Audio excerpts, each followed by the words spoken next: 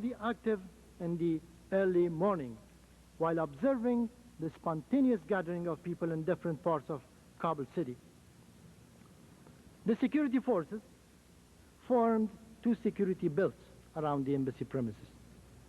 However, that of the young demonstrator caused a sudden reaction.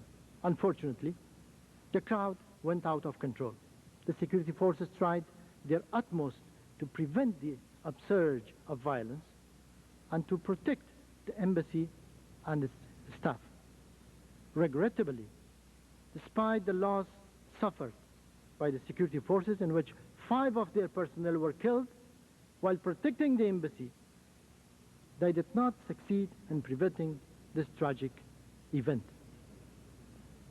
Mr. Ijaz Ali, the 3rd Secretary of the Embassy of Pakistan in Kabul, as a witness to the event, in an interview at Islamabad airport on September 7, 1995, acknowledged that the security forces of the Afghan government exerted efforts to avert the tragic happening.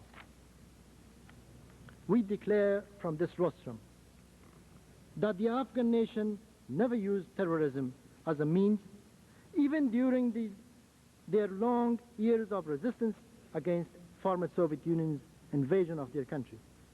This fact clearly shows that despite heavy sacrifices by the Afghan nation, they never had recourse to terrorist acts against any consulate or embassy of the former Soviet Union. 2. The distinguished Foreign Minister of Pakistan in his statement 9 times referred to the Islamic State of Afghanistan as the, quote, Kabul regime, unquote, or, quote, Rabbani regime, unquote. We do not intend to reciprocate with similar unfair language, owing to our sincerity and commitment to friendship towards Pakistan. 3. Ironic enough is to see His Excellency the Foreign Minister of Pakistan prescribing the type, nature and characteristics of a government that he would like to see in Afghanistan. My delegation, however, reciprocates the sense of goodwill and brotherhood he expressed regarding our 2 nations. Moreover, we recall with appreciation the strong sense of brotherhood and Islamic solidarity by which the fraternal nation of Pakistan extended their support to the just struggle, the jihad of the Afghan nation against the former Soviet Union invading forces. We trust that our Pakistani brothers also are fully aware of our sacrifices when Afghanistan served as a shield for the protection of Pakistan territories against the most important mobilization of an army since the war in Vietnam. However, Mr. President, our complaint is not addressed to the nation of Pakistan, but against the manifest interferences of Pakistani authorities, especially the I.S.I, which is the military intelligence of Pakistan. Sometimes explanations of the Pakistani government claiming to remain impartial seems to be justified, owing to the fact that Pakistani civilian administration is not capable enough to contain the operation of the I.S.I, a powerful body of military intelligence which has emerged as a state within a state. Secondly, we are wondering which norms from among the internationally accepted principles governing the relations between nations justifies Pakistani desire to prescribe the type and the characteristics of a government for a sovereign and independent neighbor. Would there be any clearer example of Pakistan interference in our internal affairs? The distinguished Foreign Minister of Pakistan repeatedly claims that they are not interfering in the internal affairs of Afghanistan.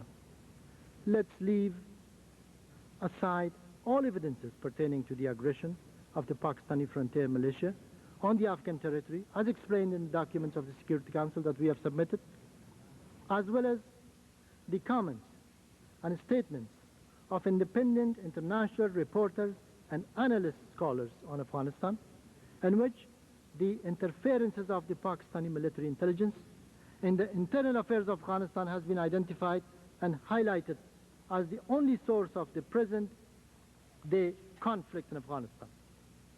We only refer to the internationally recognized newspapers of Washington Times of September 24, 95, Times of London of September 26, 95, and the Canberra Times of September 11, 1995.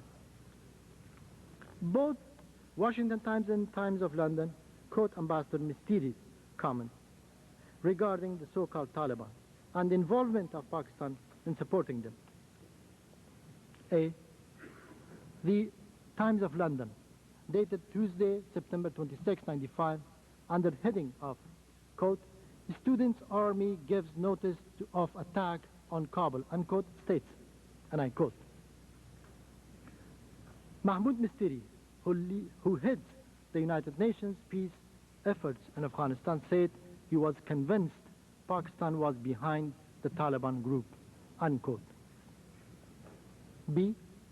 Washington Times of September 24, 95, in an article, quote, "Pakistan aid to rebels has Kabul talking war," unquote, states, and I quote, "Even the United Nations Special Envoy to Afghanistan is suspicious. The power of Taliban is mysterious."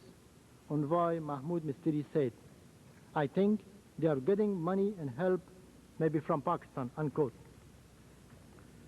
The same article, written by Ian Stewart of Associated Press, contains a statement by a Taliban fighter that I wish to quote: "One of new breed of noble fighter in Afghanistan, the dust-caked 19-year-old is armed with Kalashnikov in the writings of the Muslim Prophet Muhammad and trained," he says, "in Pakistan," unquote. Mr. President, the distinguished Foreign Minister of Pakistan, in paragraph 41 of his statement, cannot conceal the true intention of his government with respect to Afghanistan. He inadvertently uncovers the intention, and I quote, "The provocation will not deter us from our steadfast path of neutrality towards the Afghan people, unity of Afghanistan, non-interference in the Afghanistan's internal affairs, and the abiding friendship and brotherhood for the Afghan nation," unquote. However, in subsequent paragraph, the Foreign Minister of Pakistan negates the spirit of the above by saying, and I quote, "In the meantime, we would like to assure the people of Afghanistan that we shall stand by them in their hours of trial. We shall not abandon them," unquote. I'm certain that the words that I quote, "we shall stand by them in their hours of trial," unquote, will raise a question in the mind of this Assembly's esteemed members. What may be Pakistan's intention by such a statement? The former Soviet Union's aggression on Afghanistan is over since a long time ago. Our nation would like our neighbors and the world to assist us in our endeavors towards national reconciliation and peace. Moreover, His Excellency the Foreign Minister of Pakistan promises that they shall not abandon the Afghans.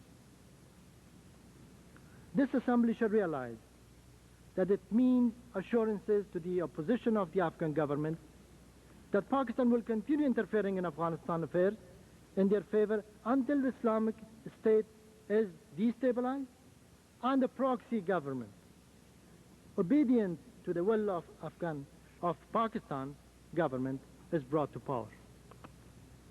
4.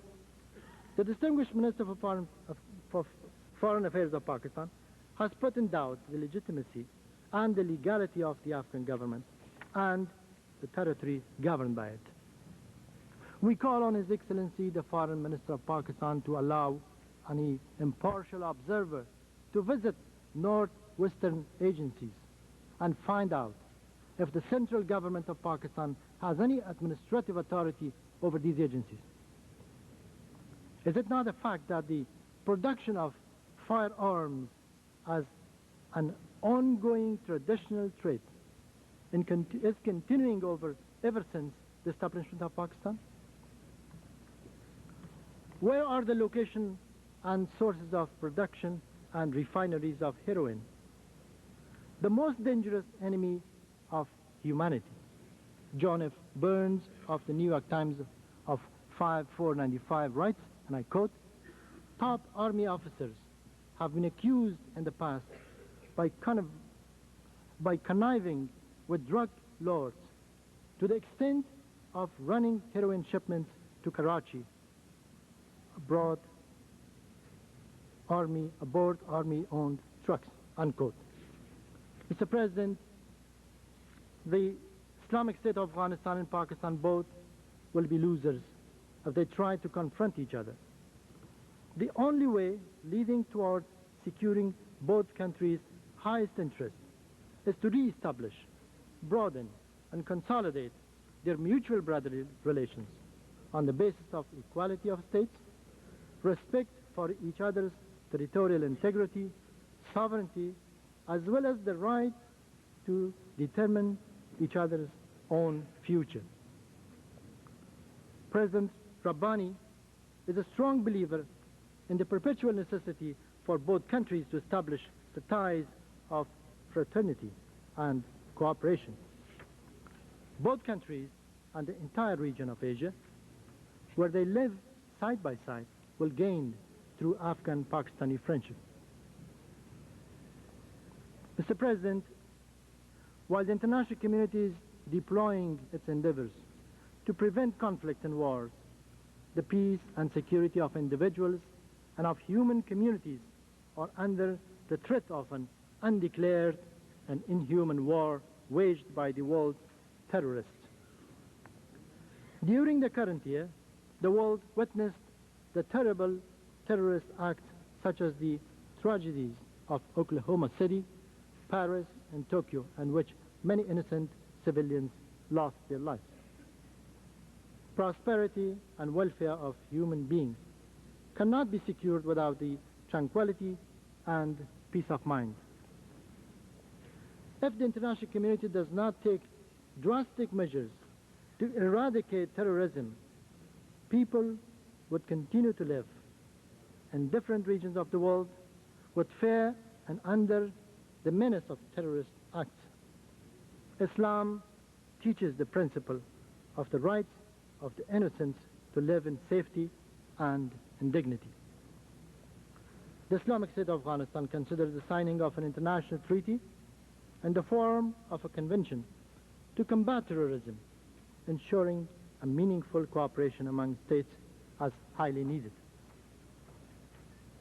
Mr. President, distinguished delegates, Afghanistan, as one of the early members of the United Nations, has contributed in the drafting, discussion, and adoption of the Universal Declaration of Human Rights, and has participated in the drafting of both covenants on human rights.